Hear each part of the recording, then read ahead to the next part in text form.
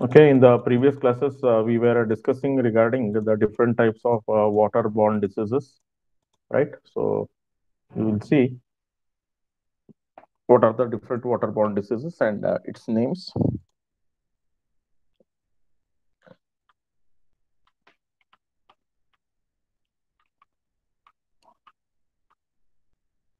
Okay, so first disease that we are going to have is cholera. It is going to be caused by the Vibrio cholerae, right?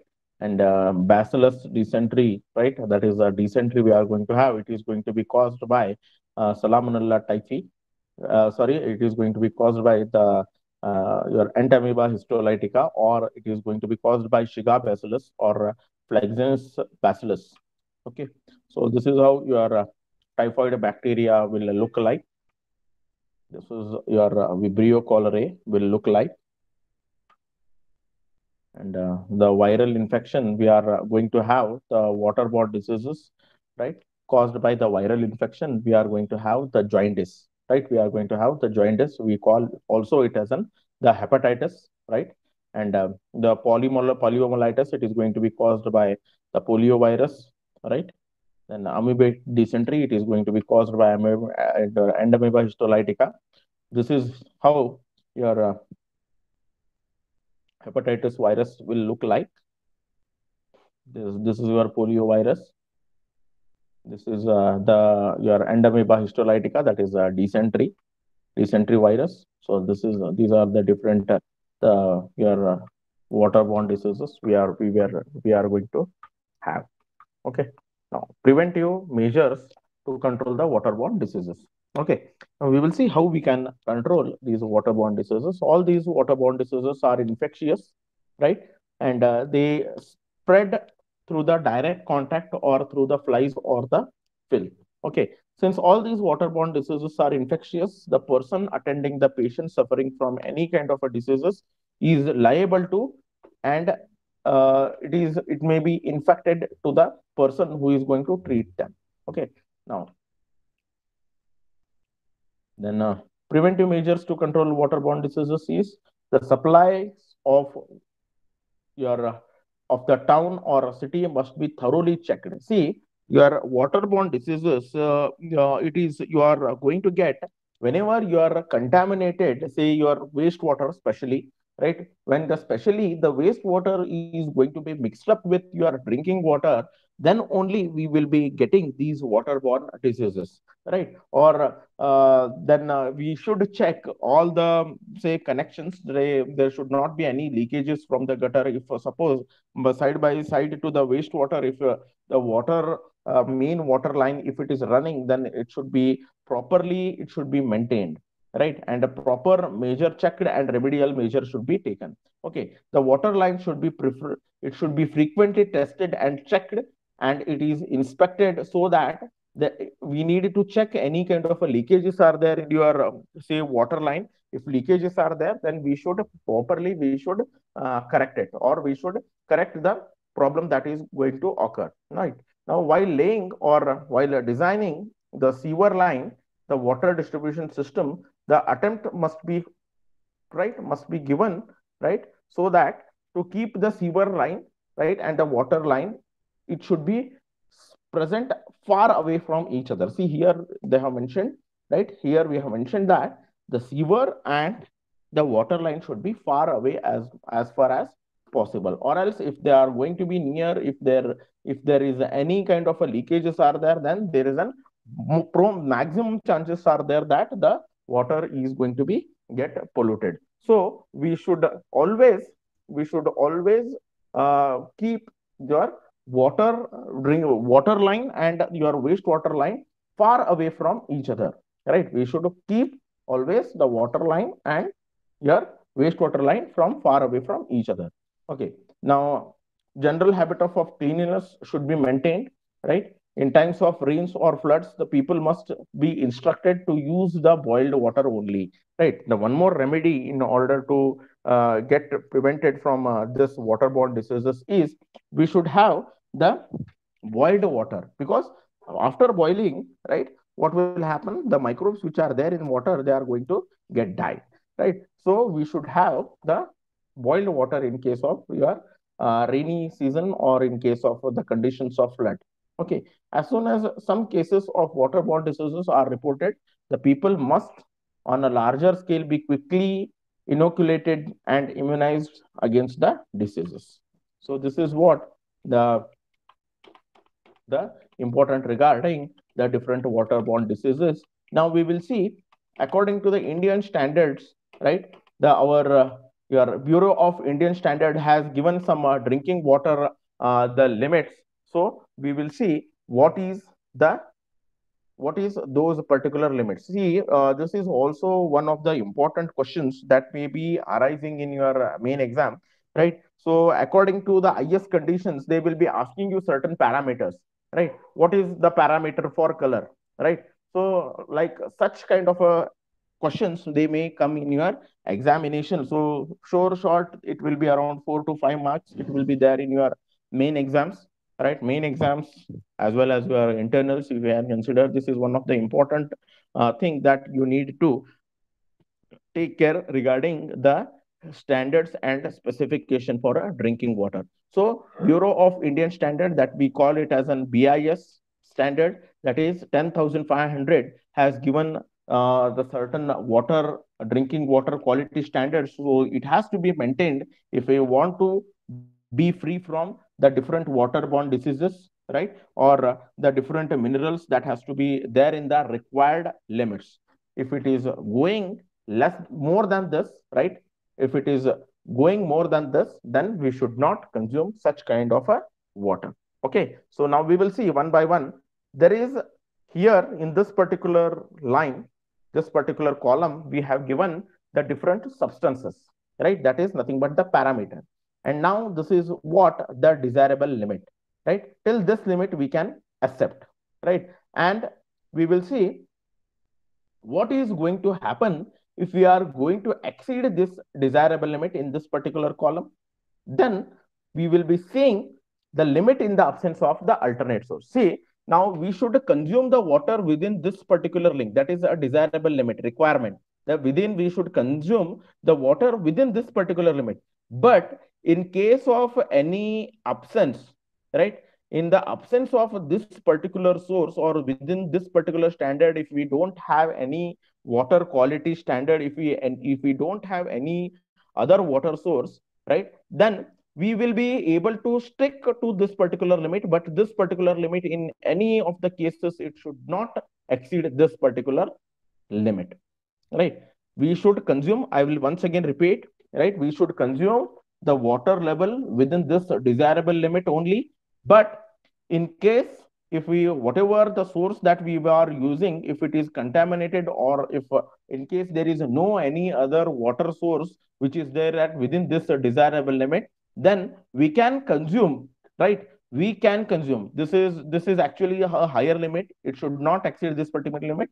But in absence of this, right, if we don't have any alternate source, then only we can stick to this particular limit, that we call it as a permissible limit, right? So actually, in on ground level, it should be noted that the water level should be, or whatever the parameter should or levels are there, it should be within the desirable limit. But in case of absence of this particular desirable limit source, we can depend upon this permissible limit.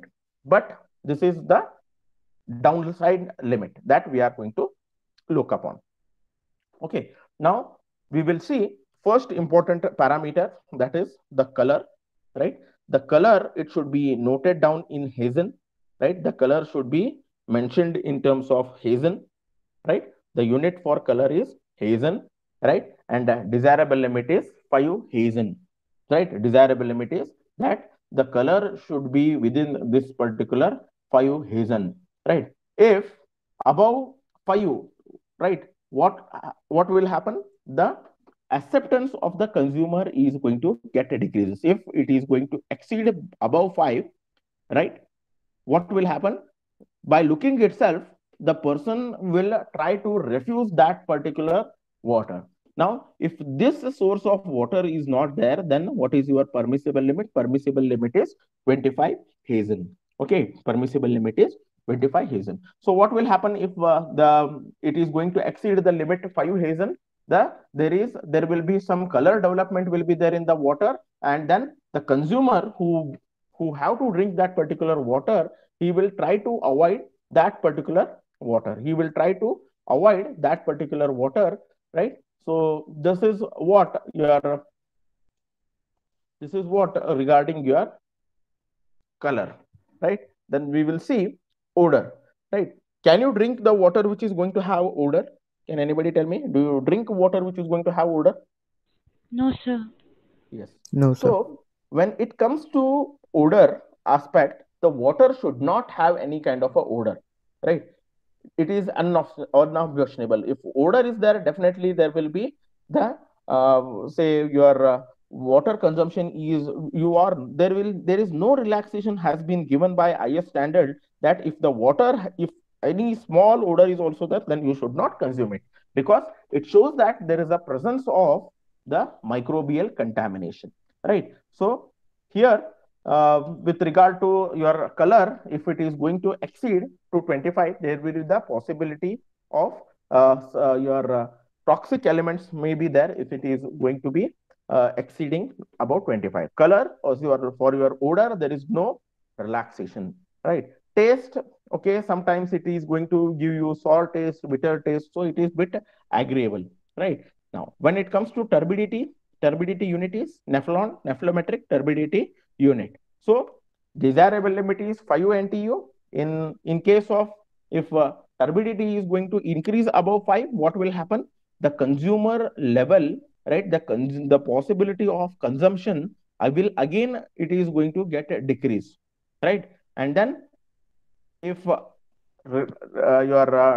turbidity of less than 5 NTU, if you don't have any other water source, then you can depend the water which is going to have 10 NTU of the turbidity. In case in absence, actually that turbidity, it should be 0 for your pure drinking water. If you are going to have, the turbidity should be 0 or less than, say, less than 1. Pure drinking water, it will be having the turbidity less than 1. But sometimes it may, in rainy season and all, it may increase up to 5 NTU, right? It may increase up to 3 NTU, 4 NTU, it depends. Okay, now below, above 5, if you don't have any other alternate source, you can depend till 10. Now what will happen to pH, right?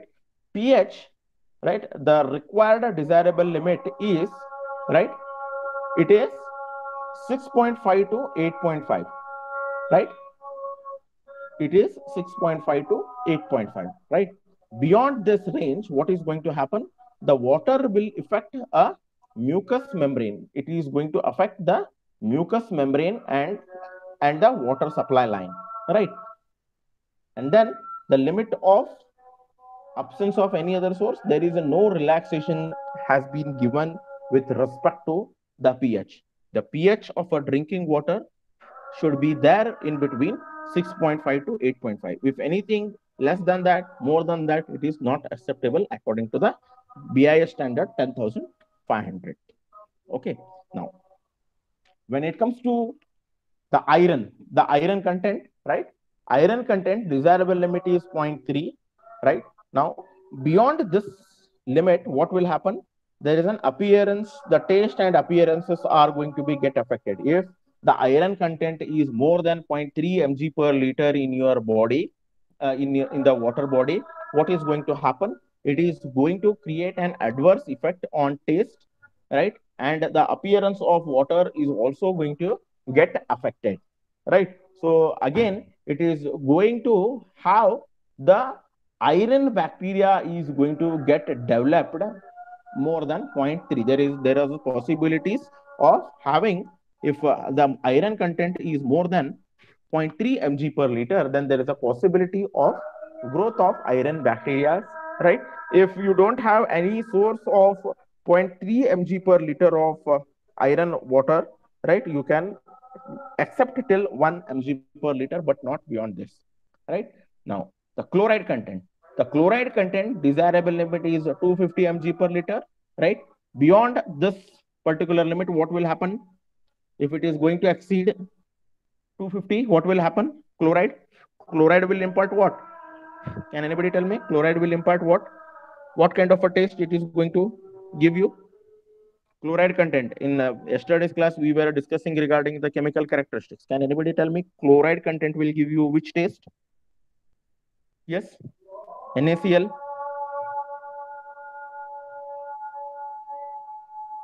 Can anybody tell me what kind of a taste? If chloride content is there, what kind of a taste your water will be having? Salty, sir. Yes, we are going to have the salty taste, right? So the chloride content should be there less than 250 mg per liter. If just 250 mg per liter it is going to exceed, it is going to give you a salty taste, right? And there is a possibility of corrosion, right? And the potable or the drinkability it is going to be get affected. We can accept, right? In case of this particular source, we can accept the water which is going to have the chloride content till 1000 mg per liter. But beyond this, we should not accept it. Right? Residual chlorine, the desirable limit is 0.2, right? There is no relaxation. It should, at any case, residual chlorine should not be more than 0.2 mg per liter. So what is this residual chlorine that we are going to discuss regarding this in detail when we are going to learn regarding disinfection. Okay, now dissolved solids, right? For a drinking water, it should be less than 500 mg per liter. Beyond this, again, what will happen? The palatability is going to decrease, and we will be having facing the gastrointestinal irritation will be there if it is going to exceed 500. But in case of 500 mg per liter source is not there, then we can accept till 2000 mg per liter. Now calcium, right? 75 mg per liter, right? Calcium we should have less than 75 mg per liter, right? If it is going to exceed, there will be the incrustation will be occurred into your pipelines, right? And we can accept, in absence of this, we can accept the water which is going to have the range up to 200 mg per liter. Copper 0.05 mg per liter. Now there is a possibility of discoloration will be there, right? If we are going to exceed this particular limit, and there is a corrosion of pipe, right? We can accept till, in case of this particular source, that is 0.05 mg per liter, we can accept till 1.5 mg per liter. Then manganese 0.1, and beyond this, again, the taste is going to be get affected until we can accept. In absence of this, we can accept till 0.3 mg per liter. Okay. And sulfate, we should accept within 200 mg per liter. Beyond this, again, it is going to cause the gastrointestinal problems. Okay. Then nitrate, right? Nitrate, it is actually it is 25 mg per liter, right? It is 45 mg per liter. Nitrate, it is here, it has been mentioned as 50, but it is actually nitrate content should not be more than 45 mg per liter. Beyond this particular range, what will happen? I have blue baby disease. That is, the nitrate is going to react with your blood, and the methylglobinemia is going to occur. That is, the bluish color will be developed on your skin. Fluoride content, it should not be less than 1 mg per liter, right? And if it should be less than 1 mg per liter, 0.8 is quite acceptable, 0.3, 0.4, anything would be acceptable. But if it is fluoride, if it is going to more than this, there is a possibility of fluorosis. It is going to cause the fluorosis. What is fluorosis and all? It is going to be explained to you in your further classes. And phenol 0.001 to 0.002, mercury 0.001, and there is no relaxation because mercury is it becomes toxic. I think you have heard regarding Minamata disease, which has been occurred in your Japan, right? Very few years, many years back, right? And cadmium, it is again a heavy metal, so it is 0.01. It should be less than 0.01 mg per liter. If it is beyond that, it is going to again become toxic. So all these, your lead, cyanide, arsenic, selenium, cadmium, mercury, all these are nothing but your heavy metals, right? It should, your concentration should not be more, right? So all these your heavy metals will be there, right from your mercury, then cadmium, selenium, and then arsenic, cyanide, all these are nothing but the heavy metals. Okay, so these are the different things that should not be exceeding these particular limits. Okay, so in today's class, we have discussed regarding the different types of the Indian standards. We have discussed regarding your biological characteristics of water. We have discussed physical, chemical, and biological characteristics of water. So in the next classes, we will be discussing regarding what is your sampling, what are the different techniques are there. Then in the next classes, we will be seeing regarding what the different water treatment units that will be available in order to treat the water. Is it clear?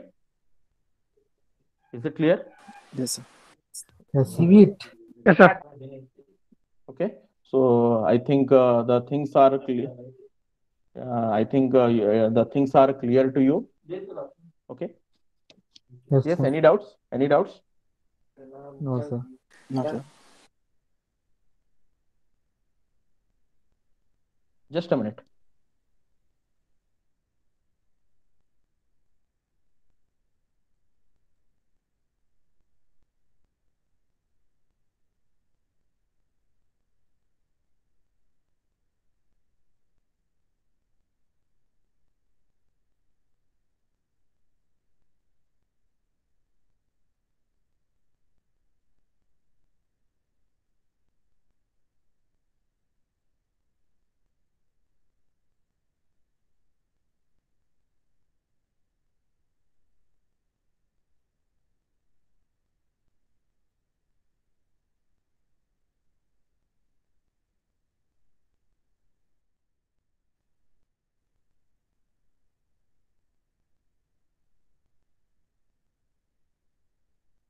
Yes, is there any doubt?